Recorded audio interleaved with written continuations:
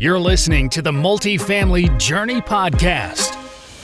In this show, you'll hear industry experts share tips of success and failure from their real estate investing journeys.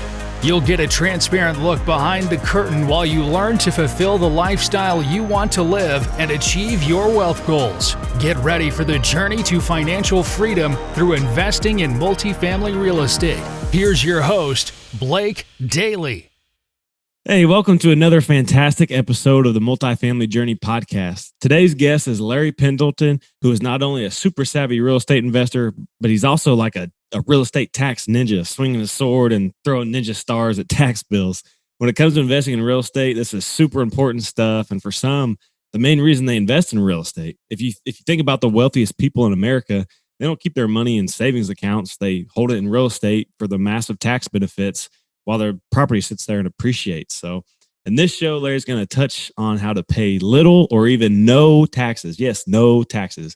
This is one of the things that intrigues me, and I found a ton of value out of it. You know, how billionaires can pay no taxes at all. It blows me away. It's super interesting and what we'll learn all about today. Before I introduce Larry, I wanted to remind you guys that you can go to multifamilyjourney.com/podcasts to type in questions you want to hear answered on the show. I'll pull from those and choose some to ask the guests on the show and also give you a shout out too. That can be found at multifamilyjourney.com/podcast. You can also find a link to my calendar on there if you guys just want to chat or find out more about investing in multifamily.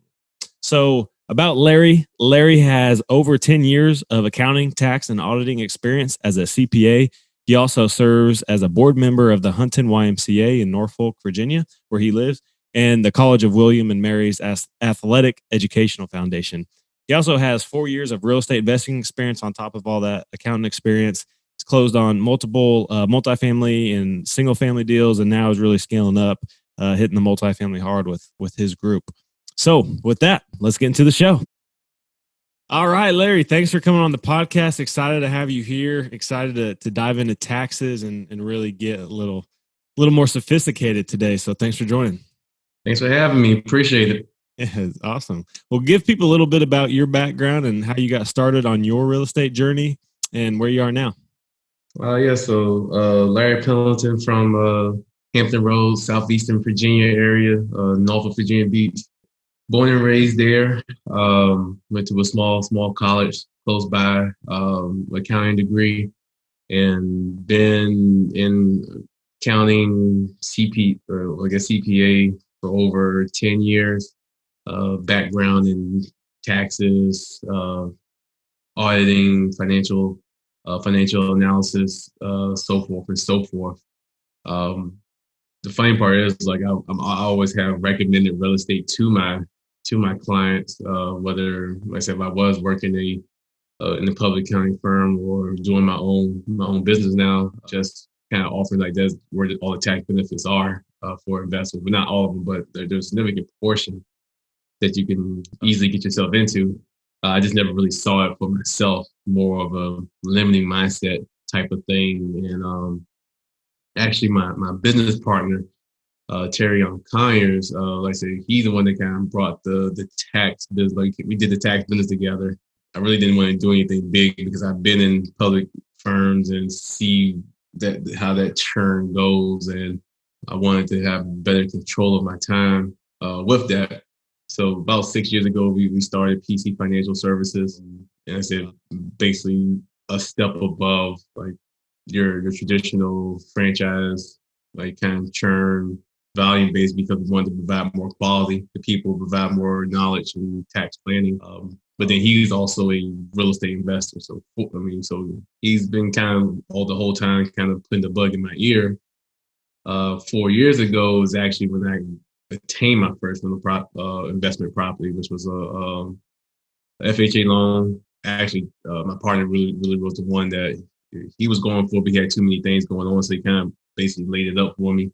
And so it's one of those things where it was the numbers worked too well, especially when you only have to put 3.5% down and have a 4.5% interest rate going forward. So I mean, I have been made return on my investment. I still have that property today, and been kind of just stuck in focusing on real estate ever since. As with most kind of people starting off, we think about having a linear approach.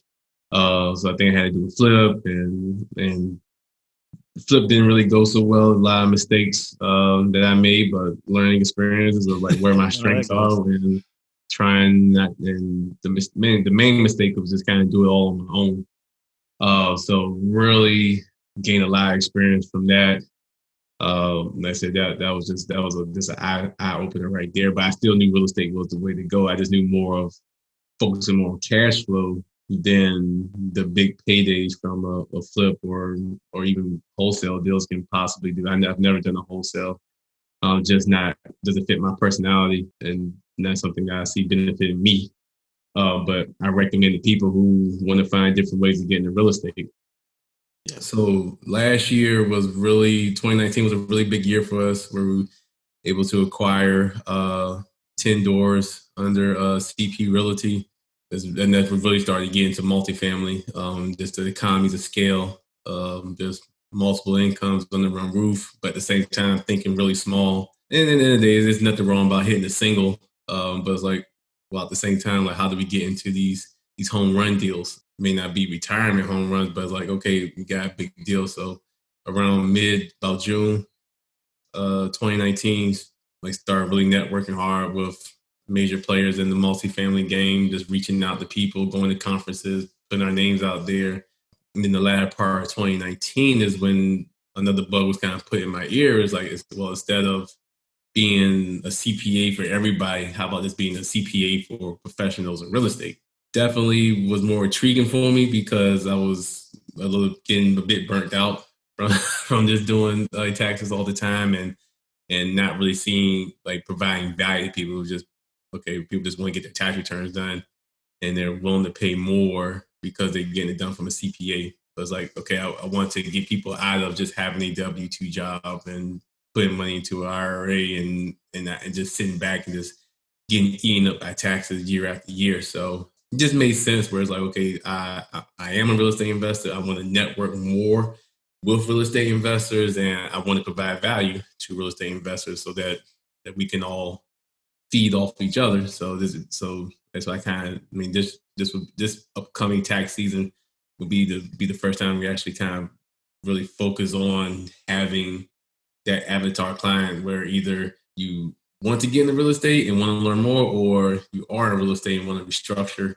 and build from there. So, and then from that, like I said, I was able to connect with some great people, close on a 16 unit in 2020 in July. And still doing some small deals. Like I said, we done a subject to flip and brought in a passive investor on that, and she made 20% return on her money on that, and still picking up duplexes here and there. So hitting singles, lined up the bases, and then like you get a big score eventually. So like I said, things are going well. Let's break this apart a little bit. Start to break this down. So started in the CPA career field. Sounds like you're having success, a lot of clientele, and you're seeing the returns from other real estate investors, and giving the recommendation to other people, like, hey, if you want to offset some of your tax burden, get into real estate. So you were giving that recommendation as a CPA, and then had this business partner of yours that was in real estate. So it all kind of came together naturally for you as you saw the benefits there. And it sounds like somewhere in there you had that identity shift to say, hey, I'm not just a CPA anymore. I'm a real estate investor and a CPA. And I struggled with that for a long time. Like, I'm just an Air Force officer. But now I'm a real estate investor and an Air Force officer, or Air Force officer and a real estate investor. So having that identity shift there. And it sounds like when you went deeper into it, sounds like in 2019 started to scale up a lot more because you had that shift and changed your focus and really started to scale up and start to get these deals coming together. Yep, exactly. And I'm really big on affirmations and basically speaking stuff into existence. So when it's like, okay, this is the route that I'm going to go. And like I said, and I'm basically pushing all the chips into doing this. And like I said, being an amazing real estate investor, CPA for real estate investors. I mean, as well as a asset manager as well. as I'm trying to get more into these bigger deals and better be a better operator as well, not just on the acquisition side. Because I mean, as an accountant, you kind of get stuck into, okay, you're going to underwrite the numbers and kind of the front end, but it's like people sometimes don't realize like there's still work to be done after the close, and it's like, okay, starting out, you got to wear multiple hats, and yeah. So it's like, okay, I kind of fit into certain roles where like, okay, I'm gonna audit the leases, I'm gonna review the financials, do those kind of on the front end as well. But ongoingly, like, okay, I mean, basically managing the property managers involved and not just hand over the keys and put in the auto drive. I mean, the only thing that should be in auto drive should be the cash flow that comes in, but it has to, like, work is needed to kind of make sure like that's all the plan that's in place is operating to as effectively. The full potential. Yeah. Yep. Yeah. Awesome. So breaking that apart a little bit more, how do you think your background as a CPA really sets you up for success as a real estate investor? Was it just the tax side or understanding the numbers, or what was it for you? I think it's a bit of both. I think people see those 3 letters behind someone's name, and there's always assumptions of like what I know, what I don't know. And I tell people you can get real with those terms, because not all CPAs are built the same or have set their paths similar. You have some that they're good with working with doctors, or let me say that I would compare CPAs to doctors outside the saving life stuff. Like we're not doing that, but you wouldn't go to a foot doctor if something wrong with your ear. I mean, and just pick a body part. Yeah, there's discipline within it. Yeah. There's this discipline that's especially to it. Like, okay, if you're in a restaurant, or like, okay, could a real estate CPA help? Like, yeah, but okay, do they know the ins and outs of sales tax and all of that? And it's like, okay, that's not really a focal point of mine. Like I said, so if that's something big that you want to get into, I may not be the best person. And then if you just want bookkeeping, then okay, you can easily just get someone that can just do the books at a cheaper price than bringing me on. Is going to cost more because my time does not value that aspect of it. I find it very important. It's just not it's kind of that lower dollar an hour attaches to get somebody to do the books, and then right? Bring exactly to do the tax strategy and really get the saving. Very cool. Yeah. So I think on that, a lot of the times in real estate, especially with newer investors, when they think of CPA, they think of setting up their business entity before they ever get started. And I had this conversation all the time. Do you need an LLC to invest, or do you start with an S corp or C corp, or do you need any entity at all? What do you think with that when newer real estate investors are starting out? Well, the LLC is needed. It's just, when is it needed? Like, if you're just you don't have any assets, you're just researching, you're putting in offers, then okay, you're probably good with not having unless the bank requires, or you're working with a hard money lender that requires to lend to entities, then like, yes, do it then. But until you actually have a asset to protect, then that's when the LLC makes the most sense. Yep. Then I mean, people try to get real complicated. Of okay, I'm gonna do this LLC tax as an S corp. I'm gonna put in the C corp. And it's like, okay, do you really know the reason why that you're doing it? And like, you put in the C corp, you're subject to double taxation unless you just and you may have a better tax bracket than the 21%, the corporate tax. But even if you keep all the money in and don't have any cash distributions to the members of the C corp, you still have to pay that 21%. And then let's break that apart a little bit. For that, the S corp and C corp difference, that would be more when you're, and you might be able to clarify this too, because I'm not by no means right here. I mean, but so that more your active kind of role. Yeah, so you're more actively involved. You actually have more non-passive income. Real estate income is considered like flipping or wholesaling or something, like when you have. Yeah, so I always recommend like flippers and wholesalers, because like I said, that income is considered active or ordinary income. If you just have a LLC and you're not electing to be taxed as an S corp, or you're just recognizing it on your Schedule C on your personal tax return, you will be subject to additional self-employment tax, roughly 15.3%. But that's on top of your tax bracket. So it doesn't make sense to just do that. I mean, unless you just, but the thing is, it evolves where like you can probably have the LLC because you're just starting off, you're not making that much money, and it may not be worth paying for a separate tax return. So you can save on the money then if you're just recognizing like your business is not doing that well. But as your business grows, as your income grows, okay, like if you're projected to have more income, okay, it's time to start. Okay, at selection, let's get payroll set up, and so that you can start taking payroll taxes off a smaller percentage of the income that you make, because that's now your salary, as long as it's deemed to be reasonable based off the income that you're making. If you're just a buy and hold investor and you just got rental income, okay, just having an LLC would be fine for just protection purposes. And I said, typically, I recommend people talking to a legal representative, not just your tax pro or CPA or enroll agent, because we can't protect your assets. Like that's more of a legal thing. But for tax purposes, like okay, like really, it's all going to pass through. If you decide to do a C corp or S election, it's all going to pass through to your personal tax return. Well, not if you do a C corp, but if you do a S corp, it's going to pass. So it's like you pay for extra return for no reason, especially if you're a single member LLC. Now, if you got multiple members, then like yeah, you have to have If your you're just going to partnership. hold a property, you're saying that the best thing to do is have an LLC. It passes on to your personal tax return, and it's simpler, and that's basically just for liability. And then as you get into the tax implications and have more active income, that's when it's to look into S corp or C corp, which one's better for you at that point, Yep. based on your business and the roles. Yep.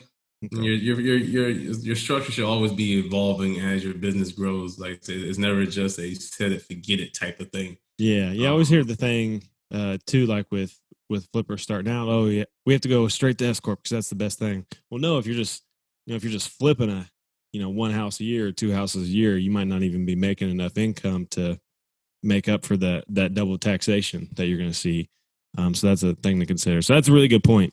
I mean, your entity structure is going to evolve to make you more tax advantage as you grow. So that's a really good point. On that, I guess one thing that I always have problems with is, accounting for my personal properties. Like, do you have one bank account per LLC for each property, or do you have multiple properties under one LLC? What do you think is the best tax advantage way to do that? Yeah. And I said there's a more of a legal perspective of it because of the liability. So if you just have a LLC per property and you want to kind of basically treat it that way, then okay, you may want to have a separate bank account and make sure the funds aren't getting intermingled, because you can set yourself up for your protection to be pierced from that standpoint. So from a tax side, it doesn't really like make a huge difference. Like say you just have a portfolio of properties and you have them all set up. Like I said, they're all going to pass through and be in that total income, that total net income or net loss from the rentals is going to be passed on to you as the investor. The bank account of it mainly kind of rolls into a asset protection side of things. And it said my legal attorneys are typically recommended to me, and as I said, everyone's attorney may be different. It's like okay, they typically have $1 million policies, and as long as just have enough properties under that one umbrella, so you don't have a property LLC for every single property. I mean, unless you're doing bigger properties, then like yeah, you may just have this one policy that covers that one property because how big it is. But I say that's more of a case by case scenario that should be addressed with your legal representative and CPA to make sure everybody's on the same page. Okay, yeah, that's a good distinction to make, because that's something I recently did, was split up all the bank accounts for all my properties. So like you're saying, the funds aren't intermingled, but that's more of a legal standpoint, not a tax perspective, because it's all passing through the LLCs and still coming to basically my personal return. Okay. So I know with multifamily, you usually have one property and one LLC, right? You basically buy the property and hold it in your holding company, which is your company LLC. And we've talked syndication on this show before. But before we get into this a little bit deeper, can you just explain what syndication is for the listeners and a little bit of understanding?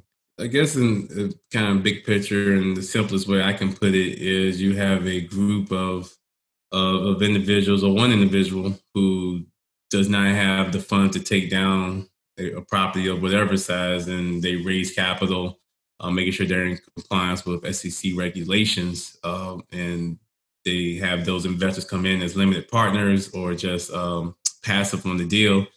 And there's typically some type of equity split, maybe a preferred return from that standpoint. So it's really just the ability to Google economics is a point I like to kind of call it, where you're just kind of gathering from individuals, and then you're saying roughly the returns or estimated returns would be this for their investment, and you as the operator or the syndicator or the general partner, sometimes all interchangeable, sometimes not.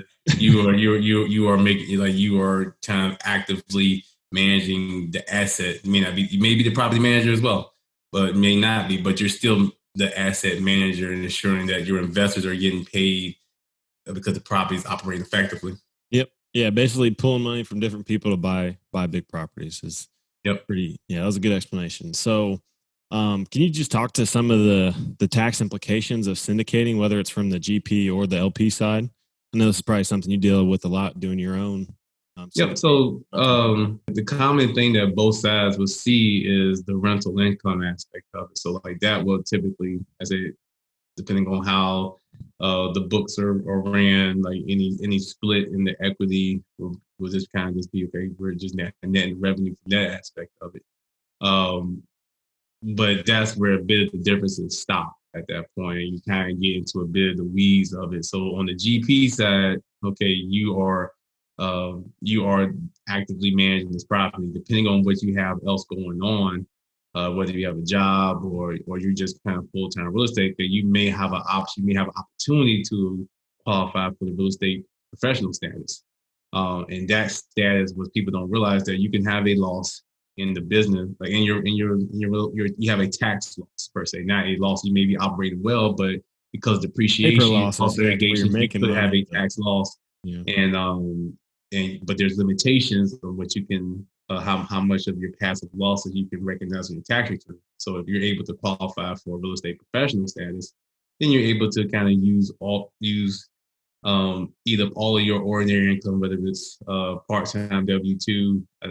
I prefer that to say full-time, because it's tough to get qualified at. Well, and there's a whole lot of stipulations involved with that.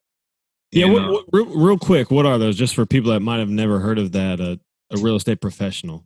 So basically, they're basically it's a two-level or two-tier of qualification, where if you're able to qualify, if you're able to meet those two qualifications, you're able to use all of your passive losses from your rental activities, your rental real estate, to your ordinary income, whether it's if you have a business that you're active in, actual non-real estate business that you're active in, a W-2, so forth from there. Any 1099s you receive from that standpoint, use that option.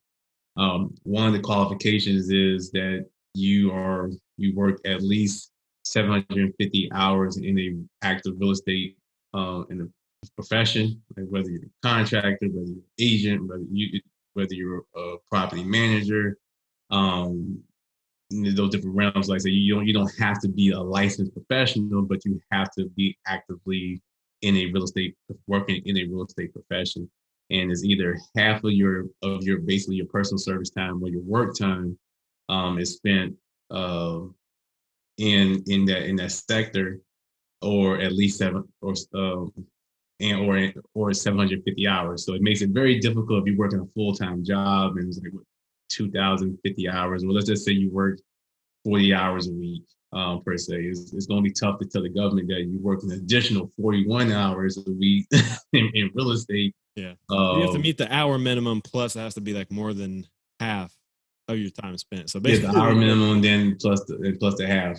So and then you have to be actively involved in. So the second tier of it that has to be called that you are an active participant in your rental property itself. So and to give a good example and kind of tie it back into the tax implications for LPs and GPs.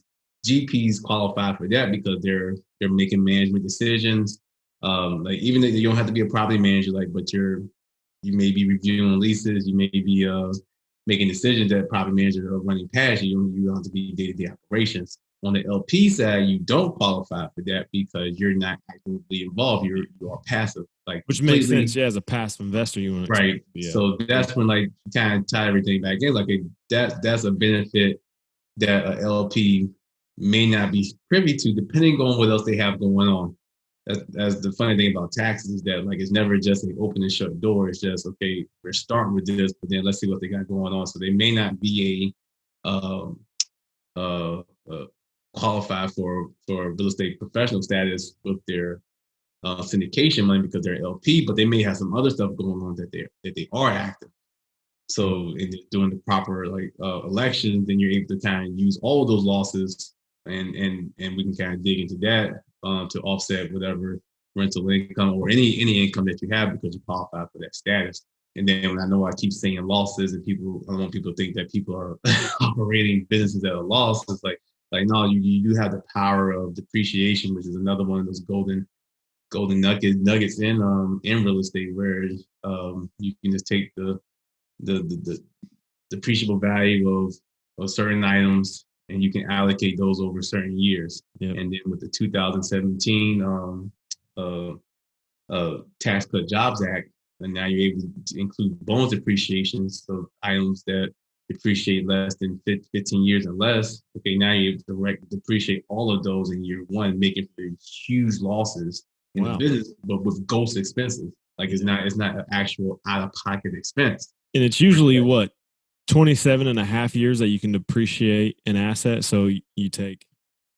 There is no better asset class for building wealth than real estate. And in most instances, people don't have the time or energy to invest in it on their own. So how do you build wealth with real estate when you lack the time and energy? Leave that to the GrowthView Properties. The GrowthView team finds, negotiates, and manages multifamily assets for private investors. Their mission is to help investors secure the ultimate asset, which is time, all the while impacting the greater good with their endowment fund that fuels the mission of charitable organizations. Find out more by going to thegrowthview.com. That's view with a VUE.com.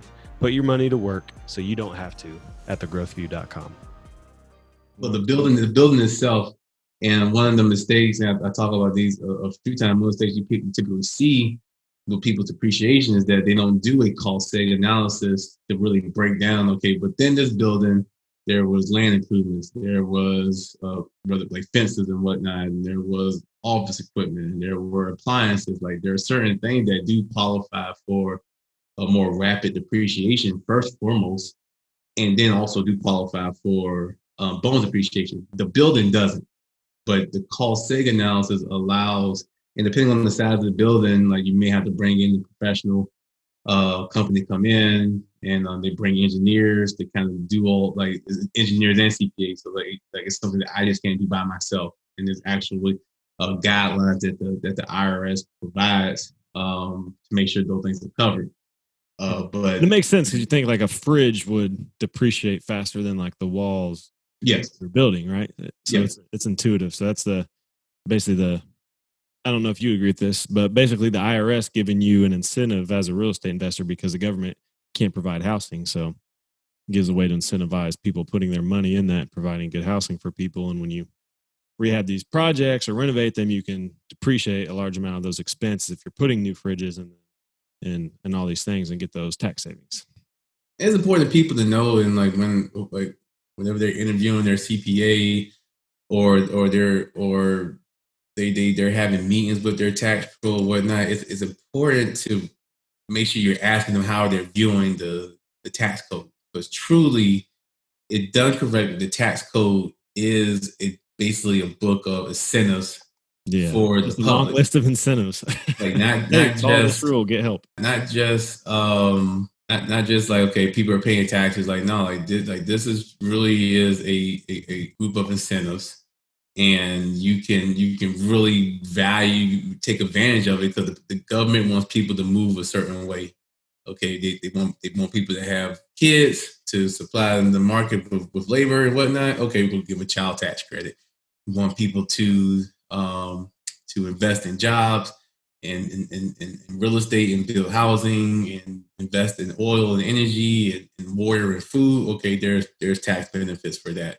And tax credits. Like opportunity zones. They incentivize certain areas to stimulate economic development, so they lower taxes and capital gains, and if you invest in those zones. So just good things to know from a tax perspective. There's ways you can boost your returns or really gain efficiency by knowing the tax code, or having somebody like Larry who, as a CPA, knows this stuff like the back of his hand. So yeah, good things to point out for sure. So for cost segregation and being able to accelerate the depreciation, and even if you don't do a cost seg study and just depreciation in general.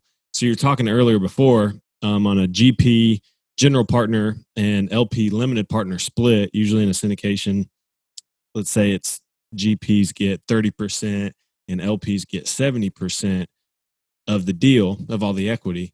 So I think what you're starting to say there is, and correct me if I'm wrong, because I'm learning about this too as we're going, that 70-30 split is the same on the depreciation as well, right? Yeah, and it should be. I would say it should be. Like your GP should be offering that benefit to their LPs as well. Like I have witnessed situations where the GPs have done more to entice investors, and I've seen GPs that did less, and they wanted more of the losses. And like they said, and it's a case by case scenario. In my opinion, like I said, we're going to split the equity a certain way.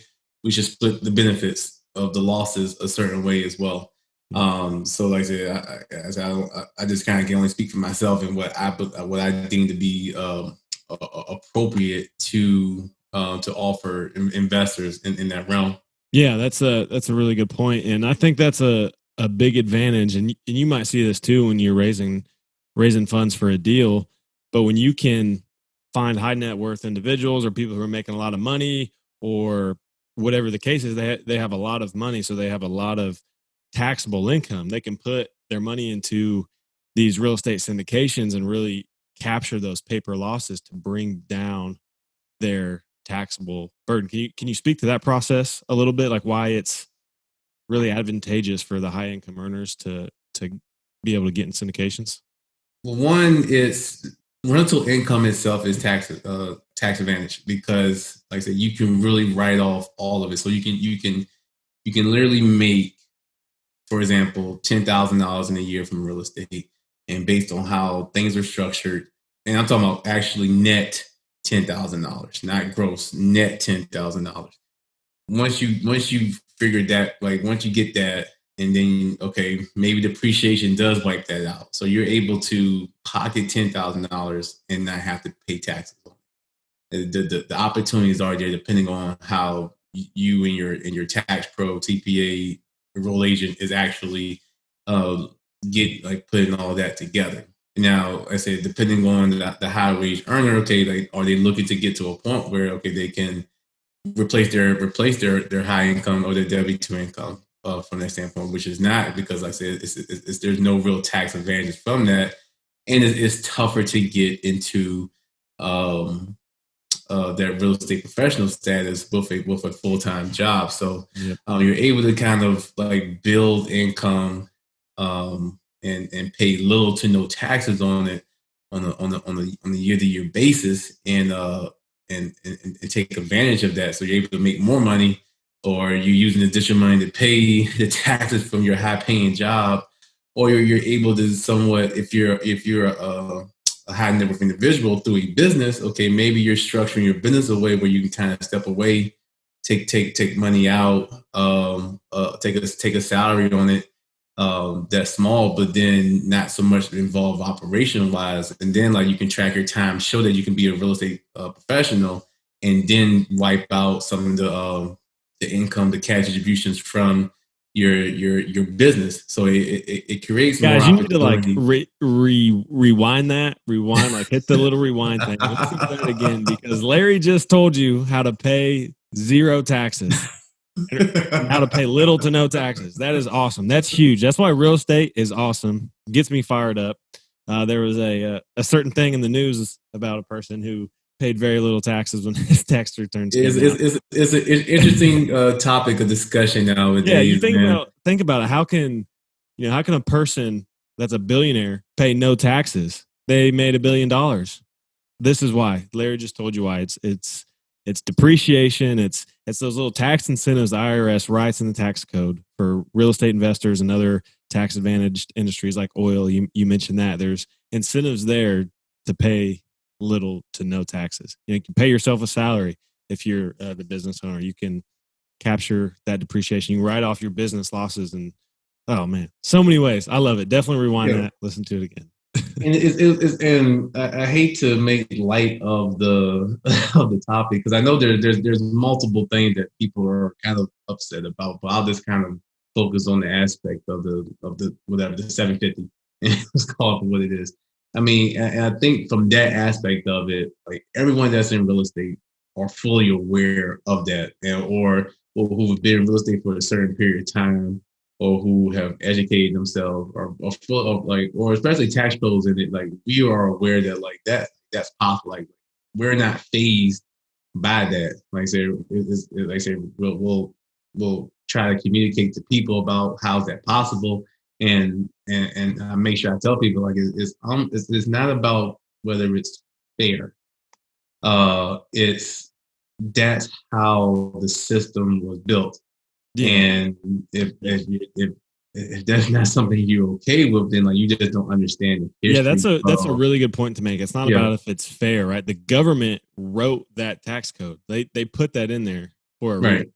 They wrote it for investors and the savvy investor. Not even wealthy. It's really more like people that's producing for the country. Like, you really look at it, it really becomes a bit of a treasure map. Like if you move a certain way, basically partnering with the government, so they're not worried about housing, or they're not worried about providing jobs. They're not worried about clean water. But like you're doing certain things, they will sweeten the pot on the back end by minimizing or eliminate your taxes in a way.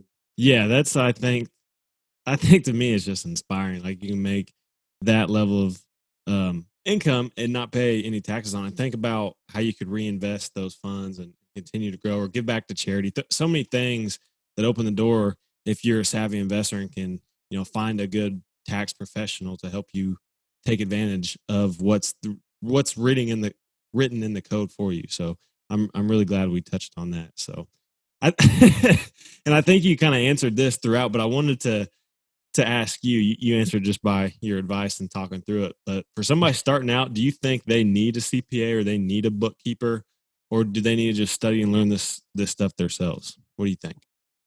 I believe they should be at least talking with someone that's fully aware, or can help explain this stuff for them. I'm not saying they need to hire one and start paying one right away, but the conversation is definitely warranted. Like I said, it's just worth like you can all the books, whether it's there's Tom Millwright, one of Robert Kiyosaki's advisors. There's Brandon Hall. You're wearing the shirt right now, the cash flow quadrant. Yeah. I mean, like I said, it's investor.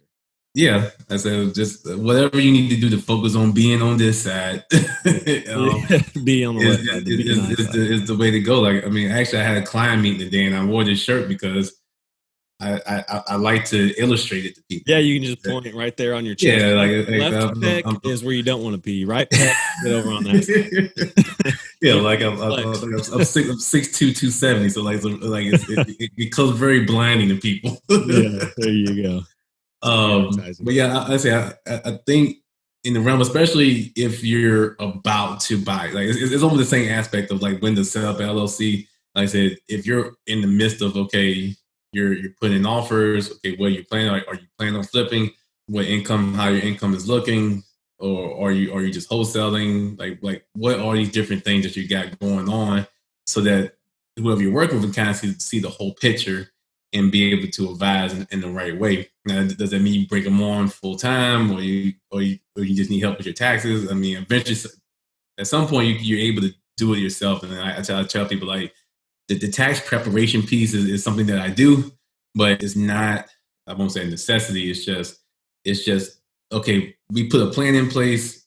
Let's see that, okay, this is the test. Like, let's see how the plan works. And then adjust from there. And we're able to kind of even see that before even taxes are really needed to be filed and whatnot. So yeah, so that's a good point. So I think what you're saying there is educate, be aware of those tax advantages out there. You don't have to know them all because you can partner with good CPAs and professionals. But no tax plan is perfect to start with, especially if you're just starting out, right? So just learn a little bit, go out and do it like you're saying, and tweak it as you go. I think that's really important, and really for more things than taxes, but taxes is, definitely applicable in that scenario as well. Learn, act, and tweak as you go. So really good. So you've alluded to some of these things throughout the conversation, but what are some steps that newer investors can take, or, just established investors, real estate investors in general, that they can take to be more tax efficient? Start looking at every aspect of your life of a potential write-off. And I like to tell people, I don't say no to whether people ask me if I can write that off unless I know the whole story. And because it's really all about what are the facts around what you're doing. Because that's the whole change your facts, change your tax type of thing. The corny accounting CPA jokes there. So like, okay, like, are you going to networking events? Are you meeting with people? Like, are you saving receipts and scanning them in, and just kind of having them somewhere? Like, you don't have to like keep a shoebox of them. It's just like, you're starting to kind of track stuff. You might be appalled if you saw what is my shoebox, quote unquote. It's actually filed by property, but man, it's just kind of receipts thrown in there all willy-nilly. I do my dad's taxes, and he always give me in a Walmart shopping bag, smelling of cigarettes. He hangs it on a doorknob. I've seen worse. Okay, very good. So when you're counting off those write-offs, does it have to eclipse a certain point to start taking effect? Like, don't you get a base tax write-off, or am I misunderstanding that? Are you saying? I guess you have to have a certain level of tax write-offs. Like, if you only have $1,000 of business expenses, is that going to do you any good, or do you need like up to 20,000 for it to really benefit you? I mean, it I say it truly depends. What's the income looking like from the business that you talking about? I say, and then how do you have your business set up where, like, okay, you may just have a business and you're still just doing research, or you just set up something out of your home. I recommend a lot of people, especially what COVID has forced a lot of people to do, work from home. And if you're already starting to create something, okay, go ahead and set up a home-based business so that you can start writing off parts of your home from there, because it doesn't matter whether you make $0 or $1,000, and whether that's rental income or not. And it's like, especially if you're like a flipper or a wholesaler. Now, if you're actually a syndicator and whatnot, and it's like, okay, you're setting up this entity, you're accumulating all these expenses like travel and whatnot. May not be a property attached to it yet. It's just, okay, your business is growing, because what people don't realize is that, I mean, you're expected to have losses in your first year, 2-3 years. I mean, people worry about being audited, but I mean, even so, you got the documentation in place, like you're networking here, or you're traveling there to look at this property. So you're trying to get something going, and I said, I don't know what business kind of just shoots off the rocket like year one anyway. So now, like I say, if Elon Musk got into real estate investing, right? So, but like I say, but if you're like in year 5 and most of your losses is based off of just operating in the red and not really based off of the tax benefits like depreciation and whatnot. Okay, like are you really trying to operate an effective business? Because the government is not saying you have to be profitable, just so you have to actually be trying to run a profitable business. There's a difference. And once you kind of understand and have that mindset, then it's like, okay, let's push, and then let's bring in the tax credits and the deductions that's not direct cash out of pocket, and then you can like take advantage of those losses. So there's not really a limit to it. It's just kind of based off of limits you kind of put on yourself at that point. Yeah. Spoken like a real tax professional. It depends. The answer depends. I like it. No, yeah, you kind of get, okay, because at some point, like I like these type of interviews, but then at some point, it's like, okay, we're really looking at and I didn't mean to situations. I didn't want to get real in too specifically. Just kind of wanted to give people and really myself too, just how to track expenses the best. Right now, I got 11 different doors spread out over 6 properties. So it's just trying to keep the expenses of each property correct and lined up and accounted for so that I can get the tax benefits and all that down the road.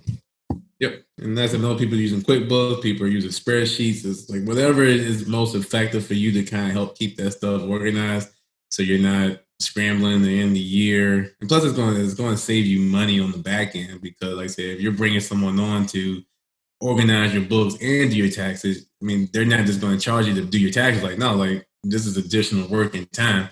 Yep. So taking, which it should be too. If you just hand them a shoebox full of receipts, they yeah. I mean, unless you're my dad, I'm charging. So it's very little people just get the family discount on my time. So I like that. But yeah, one of the things on my list too is to go get a bookkeeper because I hate sitting down with all the expenses we add up in the receipts, man. Yeah, and also like it's using technology as much as possible. Where it's like, okay, scanning in receipts on your phone or linking your whether you're using QuickBooks, linking that to your account so that you can just kind of tick and tie off of there. It's like whether you're looking at half a day, if that, to close 1 month of books.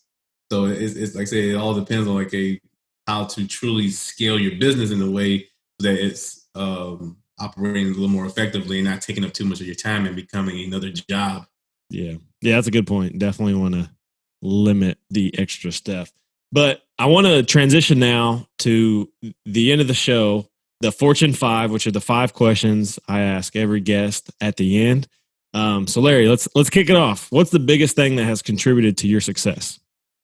I think really just stepping outside of myself. Like I said, I'm really a very introverted individual, but the times where I've actually stepped out to meet someone or scale the business a certain way to put more pressure on myself, like that actually, or try something to that's when I actually saw the business success, say where, okay, it may not be me doing anything that's big. It's just I can now connected with someone that can put me in a better position from that standpoint. So it just opened up more doors. Just kind of, and I'm still more introverted, and I'm not the go. But you got out of your comfort zone a little bit. Yeah, like I said, I'll gladly sit in a room with 300 people and be quiet the whole time for a conference. But just stepping outside myself, putting myself out there a bit more, doing stuff like this, and just kind of sharing what I know, what I experienced, and what I've seen benefit people has been huge in my success. Awesome. Well, man, I definitely appreciate you getting out of your comfort zone and jumping on here and sharing the knowledge with us. It's been awesome. So what's been your biggest mistake so far that's turned into a learning lesson? Not building the right team or trying to do everything on my own, where I think we get kind of caught up of trying to make the most money by doing everything. I mean, just property managers, I know people complain about the 10% or whatever, depending on the size of the property, whatever they charge. It's that's just a thing I don't want to do. I much rather bring on someone who is good at it, and I'll have them do the day-to-day stuff, and we meet once a week or once a month and go over the numbers depending on how the property is operating. So, or trying to manage contractors, and I say my partner Terry on, he's amazing at dealing with contractors. Like I said, I'm not there yet. Maybe I get there one day, but I much rather focus on my strengths and then team up with people that will that I can pair with who are better at my weaknesses, and we can build and grow from there. I love that. That's been huge for me as well. And I've got to the point now where I'll happily pay that 10% for property management. My property manager today called me up and he was like, "Hey, this thing broke. you want me to take care of it? And I was like, yes, please. Because I don't want to have to run to the hardware store there to fix it, realize I have the wrong part, run back, come back to fix it the second time. So yeah, But definitely. Like the whole lease aspect of it, making sure you're not breaking any tenant landlord laws or whatever. And it's like, yeah, and that's like, not my strength too. So like yeah, I said, focus on your strengths and partner or hire out your weaknesses. That's a really good one. So next question, the Fortune 5. What is your favorite real estate resource that you would recommend to someone starting out? I mean, Bigger Pockets has been, and I imagine most of your hosts, your guests, have probably have said that, but to actually go to a social media type of site where it's just all investors and you can literally put anything question-wise real estate related, and there's a thread about it. You can kind of do your research and your networking, connect with people from that standpoint. So just being able, and they got the tools for kind of that underwriting aspect of it. I know some people kind of moved on to maybe Michael Blanc, for example, and his syndicator deal analyzer aspect of it. But that's how I came across Michael Blanc, was all through Bigger Pockets. So like it kind of became a starting point and kind of branched out from there. Yep. Yeah, I agree 100%. If you haven't checked out Bigger Pockets yet, do it, because that's where I started. I don't even mind putting people away from my own website because Bigger Pockets is that good. So yeah, that's really good. What do you like to do outside of real estate? And like I say I really am truly a homebody. Like I can just introverted. Like I said, I mean, like I said, like I actually do a lot more yoga these days. So I just kind of get into my little zone, decompress a bit, because my mind's kind of always racing. So and then try to catch up on just books and whatnot outside of real estate. Shoot Dog by Phil Knight is a really good one. I like to go to and kind of compare what I got going on to what he been through, and no comparison whatsoever. But it's just what's that book? Shoe Dog. Okay, never heard of it. By owner of Nike. Just like I said, yeah. Okay, yes, I have heard of it. So really, I said just that. I said I love being around like all my loved ones, and we crack our jokes and whatnot. So, but yeah, just I try to keep things simple. Humble. I like that a lot. So, Larry, this has been awesome. Before we get out of here, where can people find out more about you or connect with you? Yeah, like I said, and I'm an open book. So if you want to text me, call me 757-535-8592. I don't mind putting my cell phone out there. If you call me, leave a voicemail, because I don't answer numbers that I don't recognize. Yeah, I've got. But you can also one of our I'm actually revamping the tax website and all of that. But I'm on Facebook. I'm on Bigger Pockets. I'm on Instagram, all just Larry Pendleton. Just kind of keep it straightforward there. And then my syndicating investment group, Next Level Investments. You can catch us at nextlevelinvestmentsva.com. You can reach us there as well. So multiple avenues to reach us at. I'm also with another investment group called Rise Equity, RIZE equity.com is where you can catch up with my team there. So I typically try to network with different groups depending on the market that they're going to or the size of properties that they're looking for, and basically spread my skill set amongst as one small piece of the pie everywhere I go.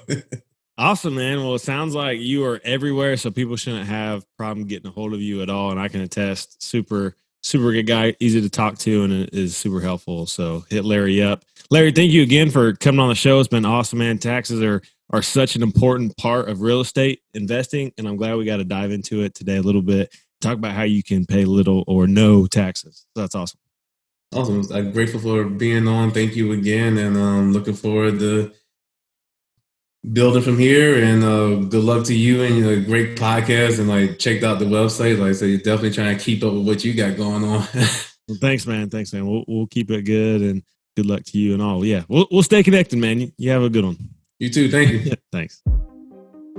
Hey, thanks for listening. If you like the show, if you found value in it, please go to iTunes and leave a rating and review. If you want to check out more on your multifamily journey, go to multifamilyjourney.com where you can get free resources to start your journey and figure out your path. That's multifamilyjourney.com. But more importantly, go take action today towards your financial future. See you next time.